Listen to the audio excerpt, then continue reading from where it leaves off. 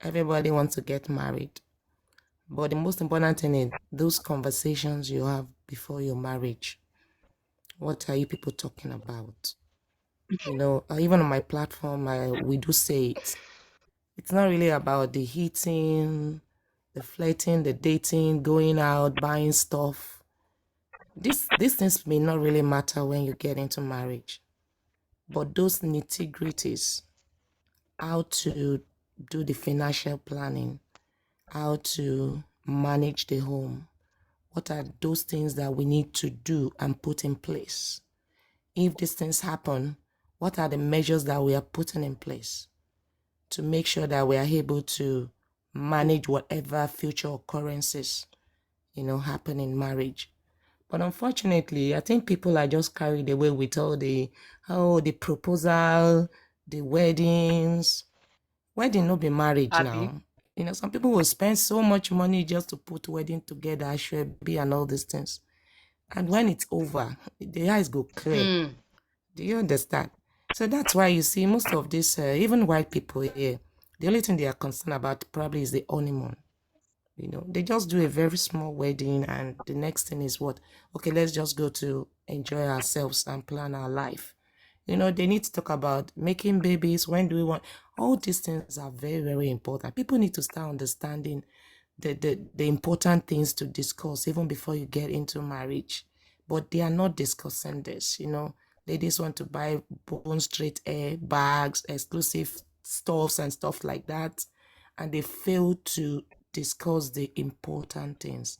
Now, this man talking about the woman leaving him. I think it is now time that for every woman, if a man tells you that you'll be a full housewife, forget it. You need to object. Even if you are going to stay at home, there must be a business you're doing, you have in hands. You understand? Yeah. From home, you can decide to work. From home, you can establish your business. Of course. From home, you may even be at home and be working. You may be at home and be running your home and be doing your business. But for a man to tell you that he's capable of taking care of your financial, what if whatever happens, just like what this man said, happened? Who will now take charge of the little things? There was a movie I actually watched where, I don't know if anybody watched it. It's a very, very good one. I've forgotten the storyline. I've forgotten the title. Now, this man was doing very well. Very, very well. But this lady is a chef. Do you understand? And at the time, the lady started a YouTube channel. And because the man said that she shouldn't work, she just stayed at home, did a YouTube channel. She was prepared because of what her profession. She was preparing. She makes food and post on her YouTube channel, and everything was going fine. Until the man now started saying, oh, I told you not to work. You're still putting out yourself out there. And, it led to so much quarrel. The lady stopped.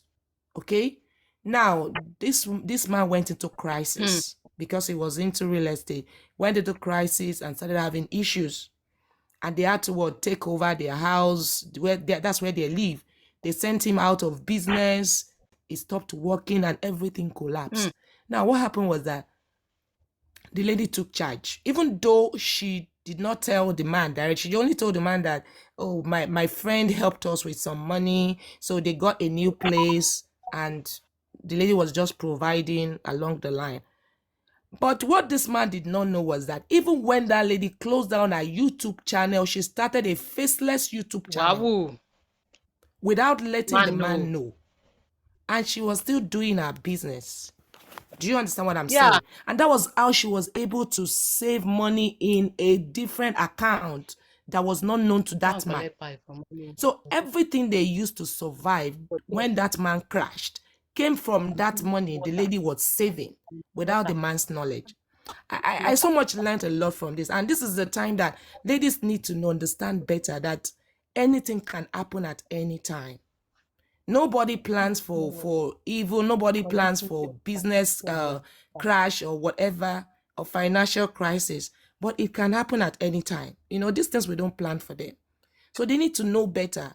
And if a man tells you that, I want you to stay at home, be a stay-at-home woman, do this, please stand on your feet and tell him that it's either it's giving you a business at home for you to run, or you have to go outside and work.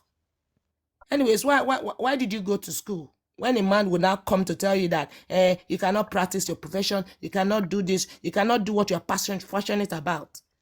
So these are cogent things that you need to discuss before marriage. When do you want to have your kids? How do you want to have them?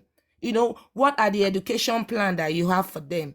Even yourself, your career growth. Talk about it. If a man is the one that feels that when you are going to your school, he feels he's being intimidated, or because he doesn't get to a particular extent in school, then you two should stop there. No, talk about it.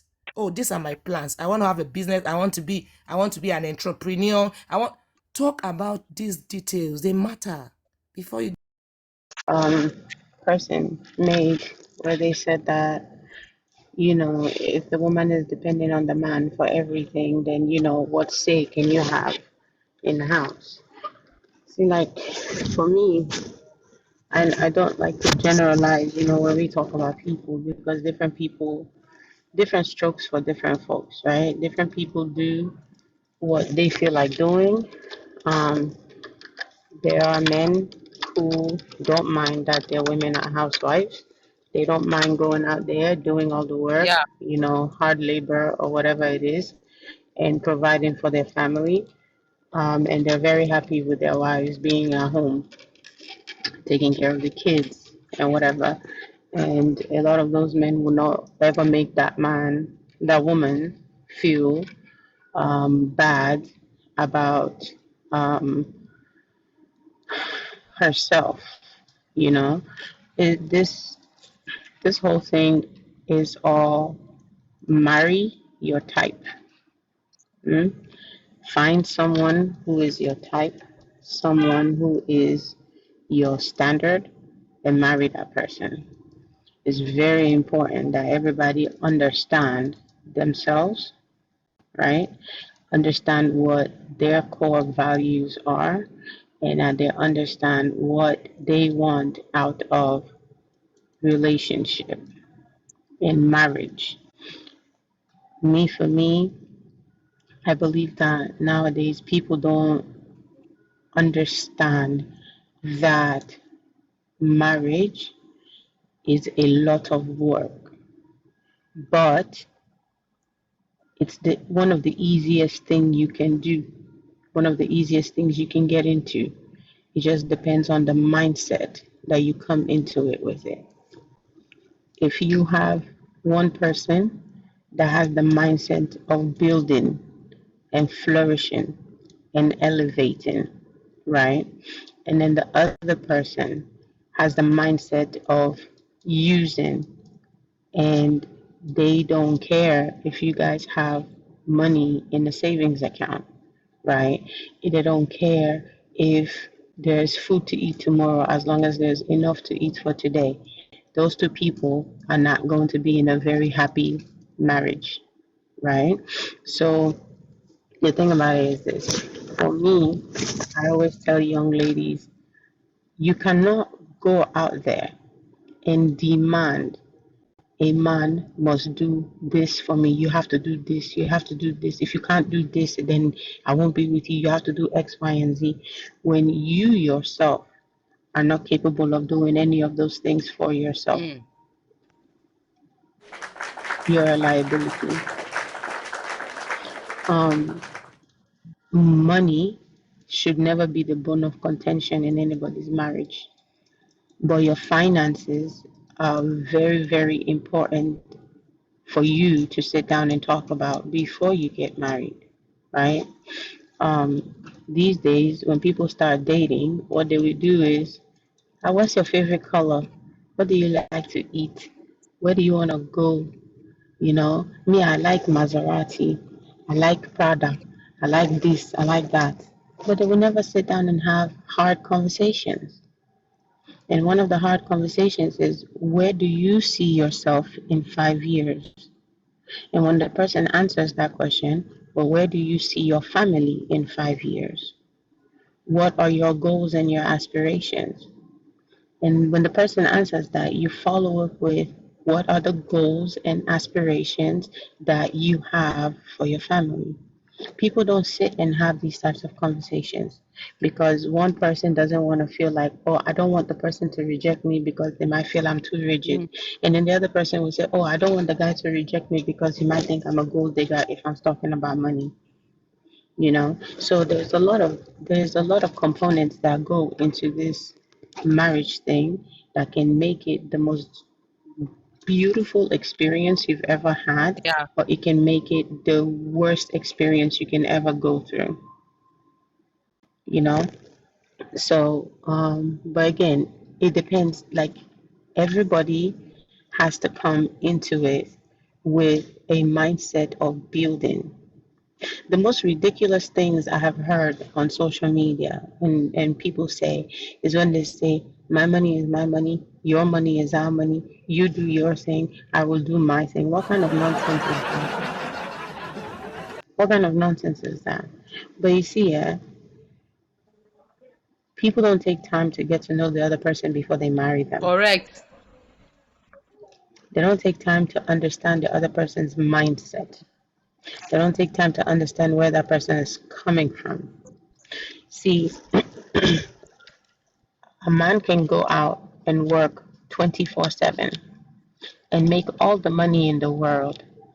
If his wife does not know how to take $1 and turn it to $5, then that man and that woman have failed, Yeah, again. right? Yeah. If the woman does not know how to take whatever it is that they have coming in and make sure that not only is today taken care of, but tomorrow is taken care of, and they have a reserve for 6 months, then those two people have failed themselves. You know, these days people focus so much on the materialistic things of life that they don't pay attention to what's important. I mean, when I got married, before I got married, my husband and I, we sat down and we talked about so much. One of the things he said to me was that I don't want my wife to be working, especially after we have children, right? He said, when we have kids, I don't want you to work. I want you to stay at home. And me, being the person that I am, I have been working since I was 16 years old. I've never been without a job. There were times when I was working two, three jobs at the same time because you see my face. You see, as I fine. That's why I like fine things, my sister. I like beautiful things. I no fit day without money. I like money too much Abuse. because money, when I have money and I can go and do the things Abuse. that I like, it makes me happy. So one of the questions I asked them was this: if I'm staying home, what's the dynamic going to be like? Abi. There has to be a dynamic. You have to have these conversations, you know? And we sat down and we came to an agreement. This was even before we got married, you know, because he set his expectations, I set my expectations, and then we come together and we make an agreement as to how it's going to work for us. And I was at home for 4 years. I wasn't working, you know. But let me tell you, even though I was at home for 4 years, I didn't just sit on my hands and my feet, you know. I didn't just sit. And again, like when I tell people, I tell women this all the time. One of the things that make men very, very happy and it makes them very proud of themselves is when they know that they are able to take care of their family. It's a sense of pride for a lot of men. But in order for a man to do anything for you, right? In order for a man to willingly, very willingly come out and just do everything for you have to have value that you're adding to his life.